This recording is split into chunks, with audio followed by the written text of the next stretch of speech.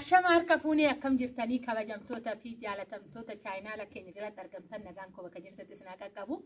Bakka jiraatanii bakka eeggamtanii yoona eegdanii isin jechuun jaaladhaa egaa har'a Black Market jechuun danda'ama. Guyyaan har'aa oolman guyyaa har'aa maal fakkaata gabaan maalirra jirti kan jedhuun qabattee kara keessan dhufeetoo jira. Wanni hafe tokko hoomuyyuu hin jiru. Gabaa keessatti har'a waa hafe hoggaa jedhame kaa'i gabaan akkuma jechuun danda'ama. Egaa ka dudda kaameeraa jeerikaanii maal gobonyaa'aatu malaalatu jechuudha oddoo keessatti waraabatoo jira. Asuma warri jeerikaaniiwwan hin badasseena biyya ormaa keessatti argitan kana bishaan itti waraabbanna nuti warri biyya keessa jirras mana isinitti hima. Kan amma isaa miti ani kanan qabattee kana keessan dhufee asitti goommanni wal argaa jirtanii asitti loomiidha kuni hiiken isinitti argisiisa.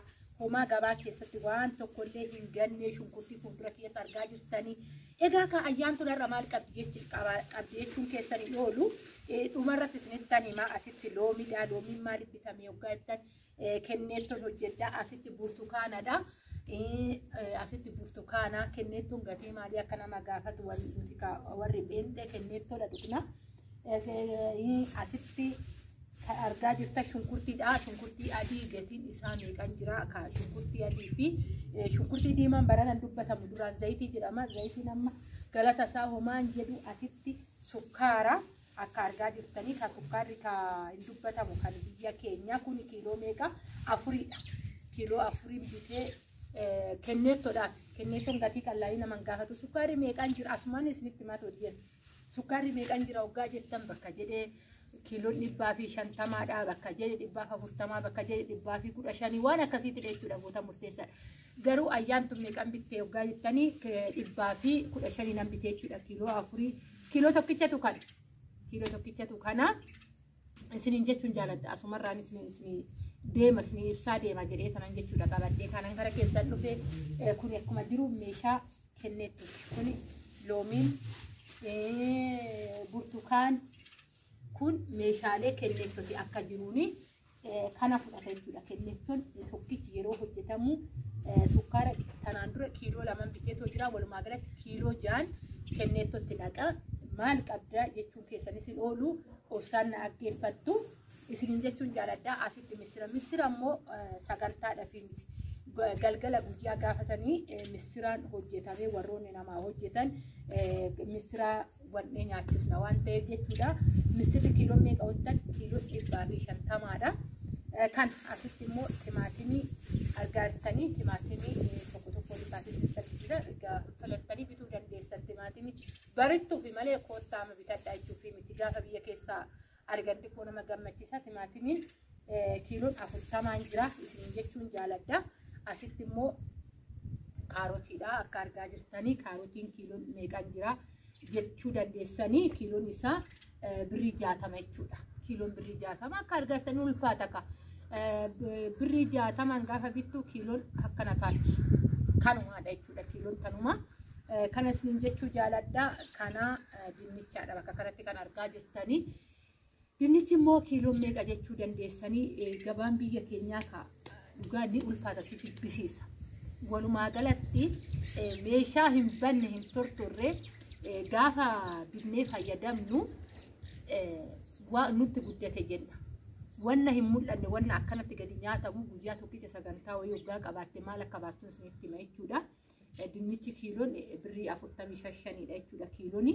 Garuu baay'ee asuma keessatti dinnicha kaarotii maal timaatimii wayii kan akka shunkurtii akka hoggaa lamaanii dinnichi nuyi maal zayitiin shiriinjiidhaan namni agatti fayyadamu biyya keessatti ga'eessan shunkurtiin akkas ta'aa deemaa jiru. Shunkurtiin kiiloo 150 dhugaa shunkurtiin kiiloo 150 jechuudha.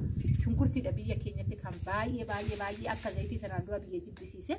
Zayitiin humaan jedhu zayitiin 950 940dha jechuudha. Zayitiin kun amma 940 nan bite zayitii kana wayya zayitiin kun abbaa leetirii 5ti wayya zayitiin shunkurtii irra jechuudha. Shunkurtii kiiloo takkitti jechuun hanga tanaadha yoo hanga kunoo akkatti qabetan kiiloon tan dhugaa way baay'ee nama jibbisiisa. Shunkurtii adiin immoo iyyuu 400 shunkurtiin kiiloon 400dha.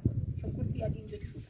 baay'ee rakkisaadha biyya keenya keessatti waa'ee meeshaan tokko wannan dubbadheeffan qaba kana baritti hojjedhu gaafa meeshaa bitannu meeshaa yeroo kamuu laallu gaafa birritti baasnee bitnu wanta garaatti nyaatamuufiyyuu birrii nagamii akka ba'e tootaalii isiin argisiisa qaaraan bakka kanaa jira asitti wanniidha kanan bitee maal jedhaayyuu kuni wan qimamiiwwan qimamiiwwanidha qimamiiwwan argite homaa qimamiiwwan tumamu waan ta'eef wanni jedhu kunis akka argaa jirtan gomman xiqqilliidha garuu wanta argattu fireeshii argatta jechuudha kanan isiniin jechuu jaaladhaa gabaan oolmaa guyyaa kanaa kana fakkaataa shunkurtii isinitti mee jira kiiloon 150dha dinnichi akkasii timaatimiin akkasii missiraa sukkaaraa loomii burtukaana waan hundaa isinitti guyyaa har'aa kana irra oolu walumaa galatti jechuudha walumaa galatti qarshiin kun qarshii meeqa fixee isinitti hima dursaa sagantaa maalii qabdi ayyaantummaan jechuu dandeessanii maatiitu iyyuu nutti dhufa keessummaa maatiitu iyyuu nutti dhufa jechuudha obboleewwan koo fagoodha illee kan sargiidhaa dhufetu iyyuu jira isaaf fidanii obboleewwan kootillee ni dhufu akkasuma immoo iyyuu firri karaa abbaa manaa koo illee ni dhufu yeroo darbe sargiidhaa dhufan obboleewwan keenya gar tokko mana kiyyallee dhufanii tokko laalatu jira jechuudha fagoorraa hoggaan jedhu Oromiyaa keessa ta'anii dafnee yeroo sagantaan hin jirre malee kan walitti dhufnu irraa kan ka'e asumaan natti goranii too galuu hedan waan ta'eef dirqamaadha namni gaafa namatti dhufu obboleewwan ofiitillee haa ta'u mana kee kan galu hin jiru achiinis biyya ta'ee maatiin isaatillee hoggaa ta'e mana keenya hin galanii keessummaan gaafa sitti dhumu sagaluma waaqayyooti jedha keessummaa hoggaa gaafa tokko keessummaa simachuun ergamoota waaqayyoo simatan waan jedhuufidha jechuudha sagaleeni kana hidheetan ani immoo keessummaa baay'een jaaladha jireenyi qaaliidha garuu keessummaa baay'een jaaladha haaluma jireenyaa kanaan wal qabatee tosii jechuun jaaladha kanaafidha walumaa galatti meeshaa guyyaa har'aa dhugaan isin jedha meeshaa wanni kun akkuma argaa jirtan filameema keessanitti jiru kan kuma jaanitti baase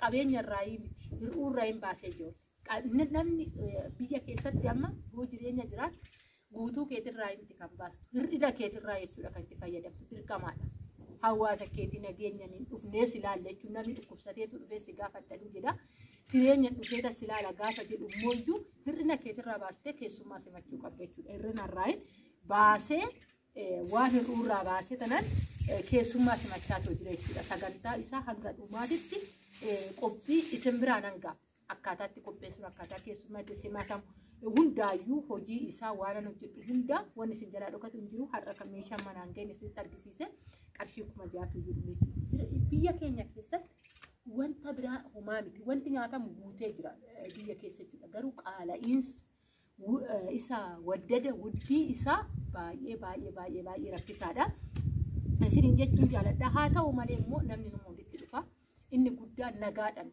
jireenyaan osoo dhukkubsatee wal gaafachuun walitti dhufuun hundumaa caalaa kanaafidhaan isiniin jechuu jaaladha egaa akka viidiyoo koo guyyaa har'aa kan ni jaalattan gabaa oolmaa guyyaa har'aa maal fakkaataa ayyaantu gabaa oolte haala maaliitiin jira gabaan kan jedhu isin biraan ga'e asumaan immoo sagantaa giri isiniin jedhu gaafan sagantaa qabadhee too isinii dhufu jalqabarra kana turte ayyaantuun immoo gaafa diggiste immoo maal fakkaata wanti bilchaate kanaan immoo gaafa bilchaate gaafa viidiyootti isinii deemu maal fakkaata kanumarraa ayyaantu maal fa'aa qopheessitus kan jedhu asumaan laaltan jechuudha.